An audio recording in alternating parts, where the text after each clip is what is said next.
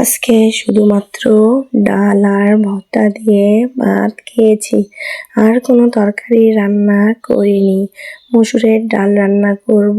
তো মসুরের ডালটা আমি সবসময় একটু ভারী করে রান্না করি।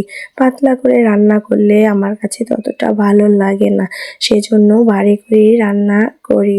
তো ডালটা আমি প্রথমে ধুয়ে সব মশলা, পেঁয়াজ, রসুনের কোয়া দিয়ে হলুদ লবণ দিয়ে প্রেসার কুকারের মধ্যে সিদ্ধ করে নিয়েছি। তারপর গরম পানি দিয়ে ঘুটে নিয়েছি। এখন হচ্ছে কড়াইয়ের মধ্যে বাগার দিয়ে নিয়েছি। তো আজকে ভর্তা বানাবো, ছোট আলু ভর্তা বানাবো। ছোট আলুগুলো প্রথমে সিদ্ধ করে নিয়েছি, তারপর পেঁয়াজ, মরিচ, রসুন দিয়ে তেল দিয়ে তারপর সুন্দর করে ভেজে নিয়েছি। ভেজে নেওয়ার পর পাটায় বেটে ভর্তা করেছি। রান্না তো শেষ করে নিলাম। আজকে হালকা রান্না, শুধুমাত্র ডাল ভর্তা আর কিছু না। তো যাই হোক, রান্না শেষ করার পর একটু বাজার নিয়ে এসেছে।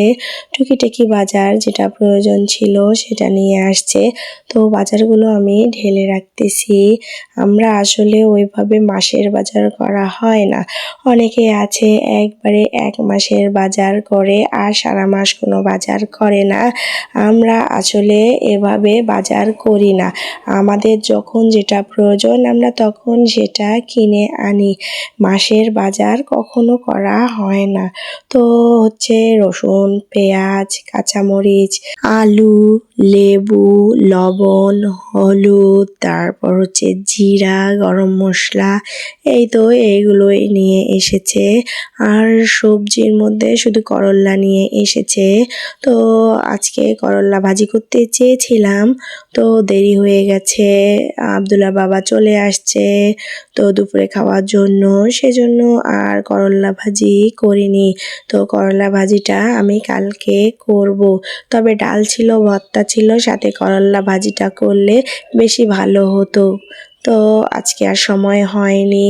তো যাই হোক, এদিকে তো সব কাজ করে নিয়েছি, রান্না শেষ করে নিয়েছি, সব গুছিয়ে রেখেছি। তারপর গোসল, নামাজ, যা টুকিটাকি কাজকর্ম থাকে সব শেষ করে ফেলেছি।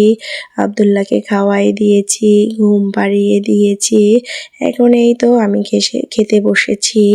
তো ডাল দিয়ে এভাবে ভাত মেখে ভর্তা দিয়ে খেতে দারুণ লেগেছে। কাঁচামরিচ দিয়ে এভাবে ডাল ভর্তা খেতে আরও ভালো লাগে। তো ডালে তো আমি একদমই ঝাল দেইনি, কারণ হচ্ছে আব্দুল্লাহ ডাল খাবে, ঝাল দিলেও বেশি খেতে পারে না, সেজন্য একদম কম ঝাল দিয়েছি। ভর্তাতে মোটামুটি ঝাল দিয়েছি, তো তাও একটু বেশি ঝাল লাগার জন্য এভাবে আমি কাঁচামরিচ দিয়ে ভাত মেখে খেয়েছি। তো ভালোই লাগছে। আজকে এ পর্যন্ত। সবাই ভালো থাকবেন, সুস্থ থাকবেন। আল্লাহ হাফেজ।